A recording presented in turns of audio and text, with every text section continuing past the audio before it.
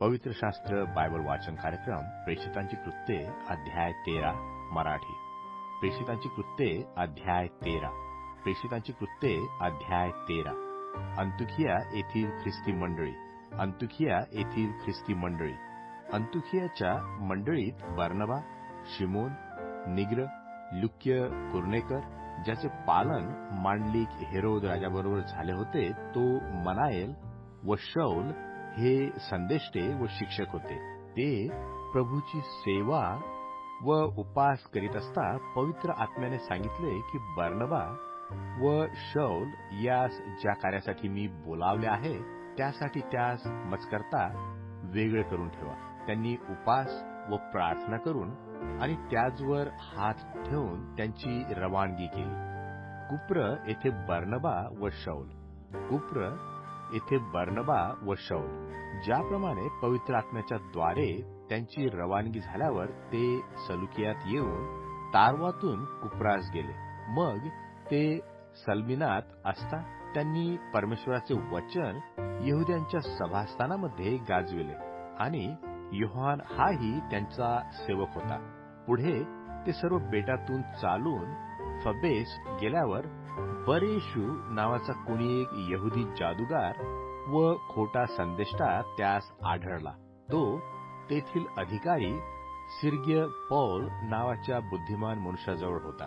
या अधिकाऱ्याने बर्नबा व शौल यास बोलावून परमेश्वराचे वचन ऐकण्याची उत्कंठा दर्शविली. परंतु अलीम जादूगार याच्या नावाचा हाच अर्थ आहे. याने त्यास अडवून अधिकाऱ्याला विश्वासापासून फितवावयाचा प्रयत्न केला.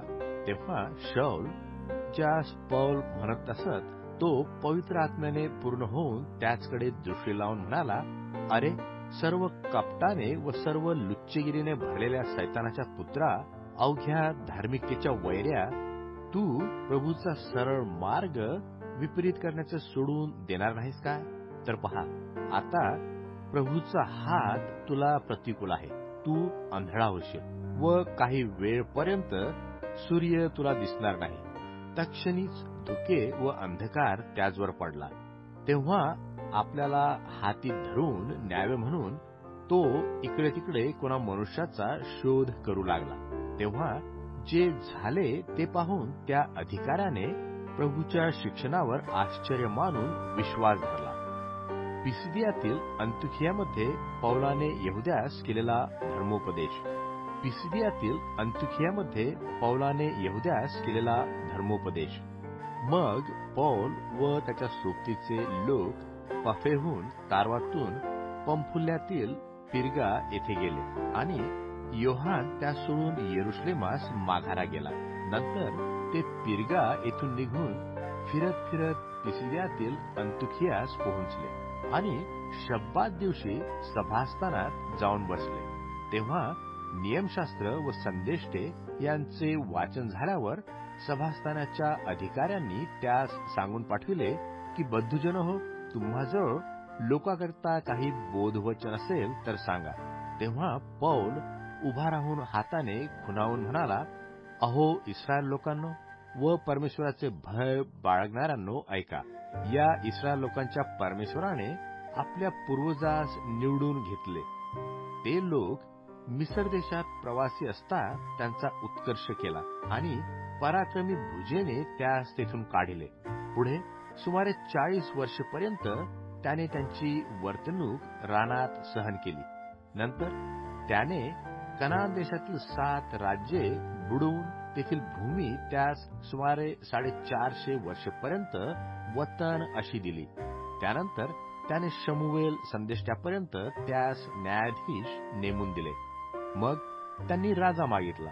तेव्हा परमेश्वराने बन्यामीन वंशातील किशाचा पुत्र शौल ह्यास 40 वर्षेपर्यंत त्यास दिले. नंतर त्याने त्याला दूर करून त्यांचा राजा होण्यासाठी दाविदास उभे केले आणि त्याचविषयी प्रतिज्ञेने म्हटले की माझ्या मनासारखा इशायाचा पुत्र दावीद मला मिळाला आहे. तो माझ्या सर्व इच्छा सिद्धीस नेईल. ह्या मनुष्यांच्या वंशजात परमेश्वराने वचनारूप इस्रायलासाठी तारणारा येशू ह्यास आणले. त्याच्या प्रगट होण्याच्या पूर्वी योहानाने पुढे येऊन पश्चातापाचा बाप्तिस्मा सर्व इस्रायल लोकांमध्ये गाजविला होता. योहान आपला कार्यक्रम पूर्ण करीत असता म्हणाला, मी कोण आहे म्हणून तुम्हास वाटते? मी तो नव्हे, तर पहा, ज्याच्या पायातील वाहना सोडावयास मी योग्य नाही, असा कोणी माझ्या मागून येत आहे. अहो बंधुजन हो, अब्राहमाच्या वंशातील पुत्रांनो व तुम्हापैकी परमेश्वराचे भय बाळगणाऱ्यांनो, आपल्याला या तारणाची वार्ता पाठविलेली आहे. कारण यरुशलेमवासियांनी व त्यांच्या अधिकाऱ्यांनी त्याला न ओळखून आणि दर शब्दात दिवशी वाचनात येणाऱ्या संदेशांचे शब्दही न समजून त्याला दोषी ठरवले, ते पूर्ण केले. आणि मरणदंडाचे कोणतेही कारण सापडले नसता त्याचा वध करावा अशी त्यांनी पिलातास विनंती केली. मग त्याचविषयी लिहिलेले सर्व पूर्ण करून त्यांनी त्याला खांबावरून खाली उतरून कबरेमध्ये ठेवले. परमेश्वराने त्याला मेलेल्यामधून उठविले. त्याच्याबरोबर जे गलिलापासून यरुशलेमात आले होते त्यांच्या दृष्टीस तो पुष्कळ दिवस पडत असे. ते आता लोकास त्याचे साक्षी आहेत. आपल्या पूर्वजास जे वचन दिले होते त्याची सुवार्ता आम्ही तुम्हाला सांगतो. परमेश्वराने येशूला पुन्हा उठवून ते वचन आपल्या मुलाबाळाकरता पूर्ण केले आहे. दुसऱ्या स्तोत्रातही असे लिहिले आहे, तू माझा पुत्र आहेस, आज मी तुला जन्म दिला आहे. शिवाय त्याने कुजण्याच्या अवस्थेपर्यंत जाऊ नये म्हणून त्याने त्याला मेलेल्यातून उठविले. याविषयी त्याने म्हटले आहे की दाविदाचे जे पवित्र व विश्वसनीय दान ते तुम्हाला देईन. यास्तव आणखी एका स्तोत्रात तो म्हणतो, तू आपल्या पवित्र पुरुषाला कुजू देणार नाहीस. दाविदाने आपल्या पिढीत परमेश्वराच्या इच्छेप्रमाणे सेवा करून महानिद्रा घेतली आणि पूर्वजांच्या बरोबर तो मिळून कुजून गेला. परंतु ज्याला परमेश्वराने उठविले तो कुजला नाही. यास्तव बंधुजन हो, तुम्हास हे ठाऊक आहे की याच्याद्वारे पापाची क्षमा तुम्हास गाजवून सांगितली आहे. आणि ज्याविषयी मोशाच्या नियमशास्त्राने तुम्ही न्यायी ठरत नाही, त्या सर्वाविषयी याचकडून प्रत्येक विश्वास ठेवणारा न्यायी ठरतो. यास्तव सावध रहा, नाहीतर संदेष्टाच्या ग्रंथात जे सांगितलेले आहे ते तुम्हावर येईल. पहा, अहो धिक्कार करणाऱ्यांनो, पाहून आश्चर्य माना व नाही तसे व्हा.